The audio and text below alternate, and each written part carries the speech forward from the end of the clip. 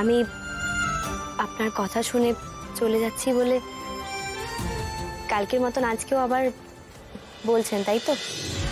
দেখেছেন তো, হ্যাঁ, আপনি কিরকম নিজের সুবিধা মতো কোনো কিছু ধরেন না। আমি আপনাকে ওই থ্যাংক ইউটা বলেছিলাম, আপনি আমার কথা সহজে বুঝে গেছিলেন, তাই আমি আপনাকে বেরোনোর জন্য বলিনি। ইনফ্যাক্ট আমি আপনাকে এখনো বেরোতে বলছি না। তাহলে আজকেরটা কিসের জন্য শুনি? আজকেরটা এই যে আপনি প্রাণের ঝুঁকি নিলেন আমার পরিবারের জন্য, ডাকাতের হাত থেকে আমার পরিবারকে বাঁচালেন, সেটার জন্য। আপনার জন্য না কিছু করতে আমার বইই গেছে। আমি তো করেছি আমার শ্বশুরবাড়ির লোকগুলোর জন্য। আর এমনিতেও আমার শ্বশুরবাড়ির মেয়াদ শেষ, এরপর আমি চলেই যাব।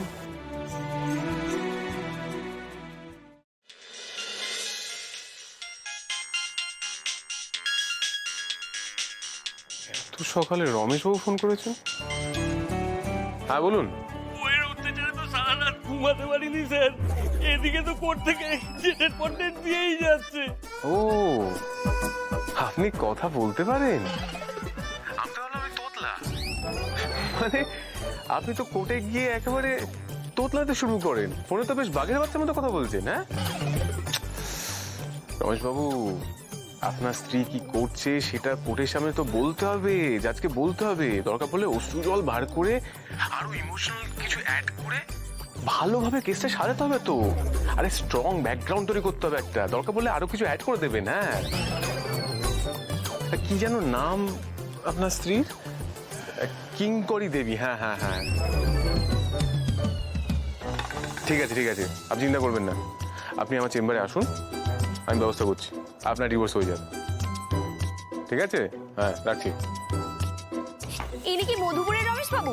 হ্যাঁ, কেন বলুন তো, চেনেন নাকি? 2 বছর আগে এই দিতি ঘটক ওনাদের বিয়ে দিয়েছিল। কি? আমি এত কষ্ট করে ওনাদের বিয়ে দিলাম আর আপনি ওদের ডিভোর্স করাচ্ছেন?